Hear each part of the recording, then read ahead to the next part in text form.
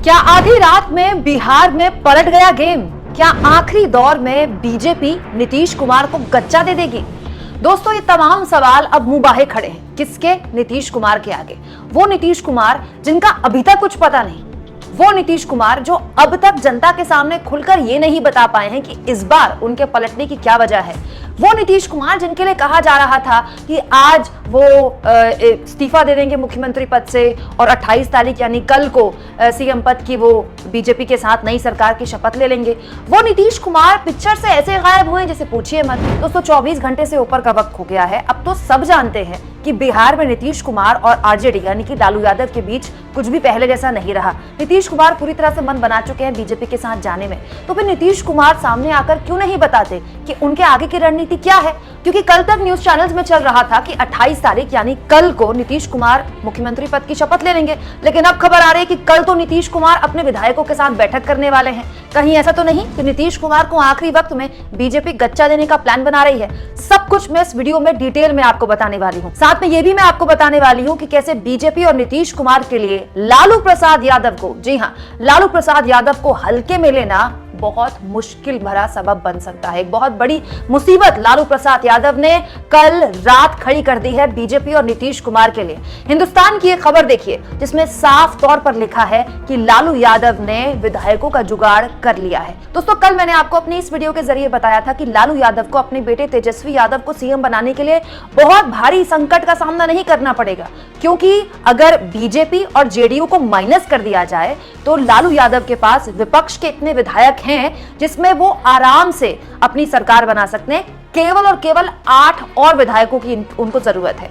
अब सुनने में आया है कि कुछ जेडीयू के विधायक भी, जी हां, नीतीश कुमार से परेशान विधायक भी लालू यादव के साथ आने का मन बना रहे हैं। दोस्तों, हिंदुस्तान की इस खबर के मुताबिक लालू यादव को मात्र 8 और विधायकों की जरूरत है और उन्होंने आधी रात में कल 8 और विधायकों का जुगाड़ कर लिया है। इस बीच लालू के बेटे और बिहार के डिप्टी सीएम तेजस्वी यादव ने बड़ा बयान देकर खलबली मचा दी है। तेजस्वी यादव ने कहा है कि हम बिहार में आसानी से तख्ता पलट नहीं होने देंगे और न ही आसानी से दोबारा ताजपोशी होने देंगे। खबर तो ये भी है कि लालू यादव किसी दलित चेहरे को आगे करके उसे मुख्यमंत्री बना सकते हैं और नीतीश कुमार और बीजेपी के मंसूबों पर पानी फेर सकते हैं। लेकिन इससे पहले लालू यादव ने सारे पैतरे चले। लालू यादव ने पूरी कोशिश की नीतीश कुमार को मनाने के लिए। कई बार उन्हें फोन किया, लेकिन नीतीश कुमार ने उनसे बात नहीं की। यहां तक नीतीश कुमार के आगे प्रस्ताव रख दिया कि आप सरकार बनाइए, हम आपको बाहर से समर्थन दे देते हैं, क्योंकि लालू यादव नहीं चाहते थे कि सरकार गिरे। लेकिन नीतीश कुमार अब मन बना चुके हैं लालू यादव से ब्रेकअप करने का। तो फिर बीजेपी से पैचअप करने की खबर अब तक नीतीश कुमार की तरफ से औपचारिक तौर पर बाहर क्यों नहीं आई? अंदर की खबर यह है दोस्तों कि नीतीश कुमार के बार बार पाला बदलने पर अब बीजेपी भी उन पर उस तरह से विश्वास नहीं कर रही जिस तरह से पहले करती थी। भाई, बीजेपी के चाणक्यों ने कोई कच्ची गोटियां थोड़ी खेली है। बीजेपी के चाणक्य भी समझ रहे हैं कि नीतीश कुमार का कोई भरोसा नहीं है। वो 2 साल 1.5 साल तक बीजेपी के साथ सरकार रखेंगे और उसके बाद फिर सरकार गिरा दे, इसका कोई भरोसा नहीं है। इसीलिए अब इस खबर के मुताबिक, नवभारत टाइम्स की इस खबर के मुताबिक, बीजेपी इस बात को लेकर असमंजस में है कि नीतीश कुमार की सारी शर्तें क्यों मानी जाए, क्योंकि आज नीतीश कुमार को बीजेपी की जरूरत है, बीजेपी को नीतीश कुमार की जरूरत नहीं है। यह बात बीजेपी बहुत अच्छे से जानती है कि नीतीश कुमार बीजेपी के बिना अगर लोकसभा चुनाव में जाते हैं, जेडीयू अगर लोकसभा चुनाव में जाती है इसी साल बीजेपी के बिना, तो पिछली बार जो जेडीयू को 40 में से 16 सीटें मिल गई थी, इस बार 5 भी नहीं मिलने वाली। और इसकी भविष्यवाणी प्रशांत किशोर पिछले कई महीनों से कर रहे हैं। यानी बीजेपी यह समझ रही है कि इस बार अपर हैंड उसका है। इसीलिए बीजेपी ने इस बात को लेकर तो हामी भर दी है कि नीतीश कुमार ठीक है बीजेपी के साथ सरकार बना ले, लेकिन मुख्यमंत्री पद बीजेपी क्यों आखिर नीतीश कुमार को दे, इसका जवाब नीतीश कुमार अब तक संतुष्टि से बीजेपी को नहीं दे पाए हैं। दोस्तों, नवभारत टाइम्स की इस खबर के मुताबिक बीजेपी के एक बड़े मंत्री के सूत्रों के हवाले से खबर है कि बीजेपी सीएम पद को लेकर बहुत ज्यादा संशय में है कि सीएम पद नीतीश कुमार को क्यों दिया जाए। अगर ऐसा बीजेपी करती है तो उसका जो कोर वोटर है, बीजेपी का भी तो कोर वोटर है ना बिहार में, बीजेपी का एक वोट बैंक रहा है, हमेशा से कम रहा है लेकिन रहा है। तो बीजेपी का जो वोट बैंक है वो बड़ा कंफ्यूज हो जाएगा कि बीजेपी इतनी आसानी से नीतीश कुमार के आगे हमेशा क्यों बिछ जाती है। जब भी नीतीश कुमार उनका समर्थन मांगते हैं, बीजेपी हाथों हाथ उनको ले लेती है। दोस्तों, यही एक बिंदु है जिसको लेकर जेडीयू और बीजेपी यानी कि मोदी और नीतीश कुमार के बीच बात अटकी हुई है। नहीं तो आप खुद सोचिए, आज तो नीतीश कुमार ऐलान कर सकते थे कि हम मुख्यमंत्री पद से इस्तीफा दे रहे हैं, या फिर कल वो मुख्यमंत्री पद की शपथ ले सकते थे। अब तक बात अटकी क्यों है? बात अटकी यहीं पर है। बीजेपी चाहती है कि नीतीश कुमार बिहार को छोड़ दें, क्योंकि बीजेपी ये समझती है कि जब तक नीतीश कुमार बिहार में रहेंगे उनका सीएम कभी नहीं बनेगा। बीजेपी विधानसभा में इस वक्त दूसरी सबसे बड़ी पार्टी है। पहली सबसे बड़ी पार्टी कौन सी है? लालू यादव की आरजेडी।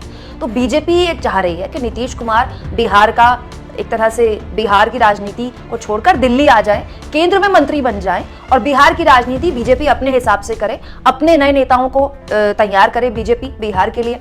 लेकिन नीतीश कुमार ये समझते हैं कि दिल्ली आकर उनको मिलेगा क्या? केंद्र में मंत्री बनकर उनको क्या मिलेगा?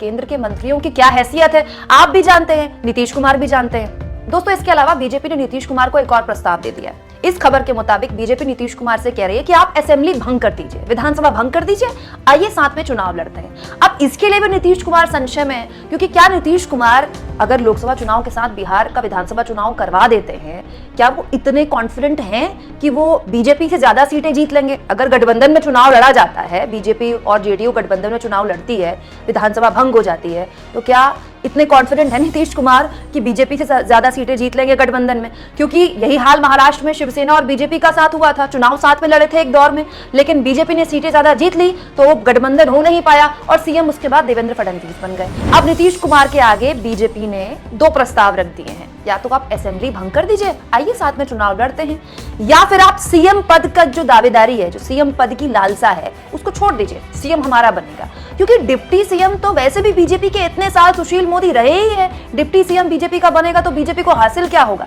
बीजेपी अपने आप को किसी भी हाल कमजोर साबित नहीं करना चाहती, जबकि उसको पूरा कॉन्फिडेंस है कि वो राम लहर में सवार है, मंदिर लहर में सवार है, मोदी लहर में सवार है। लेकिन इस पूरी पिक्चर में बीच में आ जाते हैं लालू प्रसाद यादव। दोस्तों, लालू प्रसाद यादव ने कल पूरी कोशिश की नीतीश कुमार को बनाने की। जब नीतीश कुमार ने पूरी तरह से संकेत दिए कि वो अब बीजेपी के साथ जाएंगे, तो लालू प्रसाद यादव ने राबड़ी यादव के साथ मिलकर, तेजस्वी यादव के साथ मिलकर लंबी बैठक की और इस बात को लेकर अब मंथन हो रहा है कि अगर विधानसभा के अंदर चीजें आती हैं तो विधानसभा के अंदर पक्ष लालू यादव का ज्यादा बड़ा है। ए, लालू यादव की पार्टी आरजेडी सबसे बड़ी पार्टी है।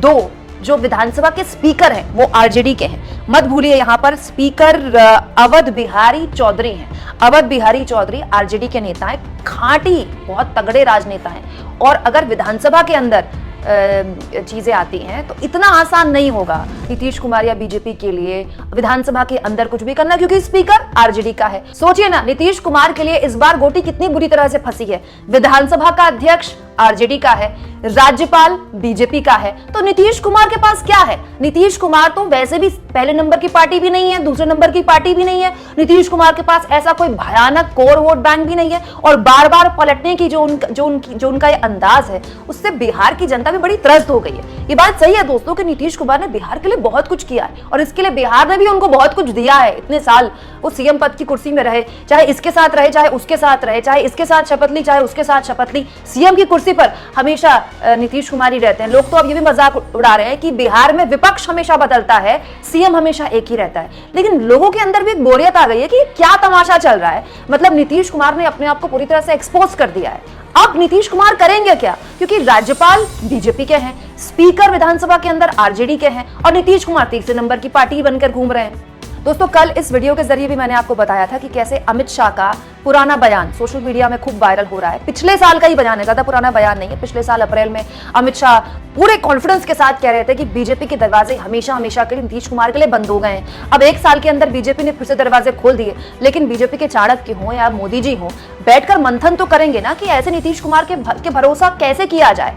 अगर आज नीतीश कुमार को 2 साल के लिए बीजेपी सीएम बना भी देती है तो इसकी क्या गारंटी है कि 2 साल बाद जब बिहार में विधानसभा चुनाव होंगे नीतीश कुमार फिर नहीं पलटेंगे। और आखिर बार बार बीजेपी के आगे यही सवाल है कि बार बार नीतीश कुमार के ही भरोसे क्या बीजेपी बिहार के अंदर राजनीति करेगी?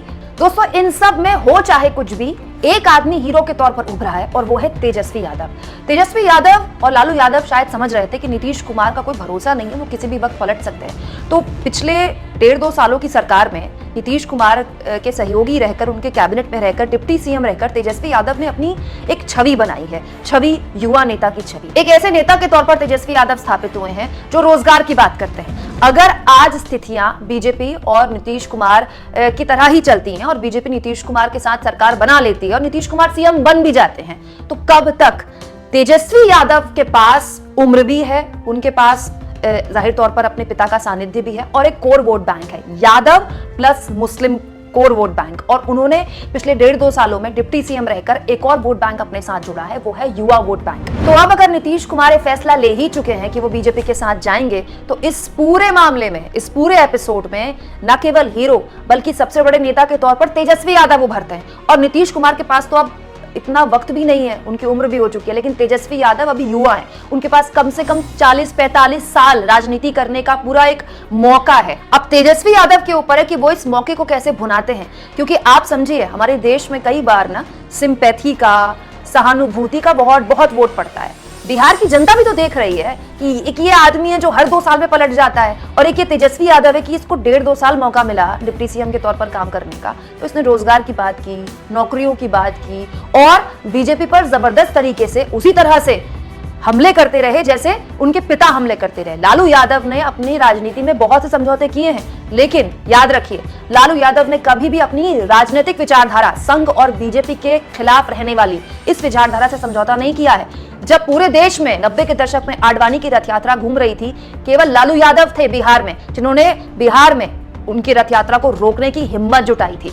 तब से उनके साथ जो मुस्लिम वोट बैंक है वो आज तक इंटैक्ट है, और तेजस्वी यादव ने भी उसी मजबूती के साथ उस वोट बैंक को अपने साथ रखा है। दोस्तों, क्या आपको भी लगता है कि इस पूरे एपिसोड में सबसे बड़े लूजर नीतीश कुमार और सबसे बड़े गेनर तेजस्वी यादव उभरे हैं? कमेंट बॉक्स में जरूर लिखें, और जितना हो सके दोस्तों चैनल को शेयर करें, सब्सक्राइब करें, और थैंक्स फॉर ज्वाइन, ये 2 ऑप्शन हैं जिसके जरिए आर्थिक तौर पर आप मेरे चैनल के हाथ मजबूत कर सकते हैं।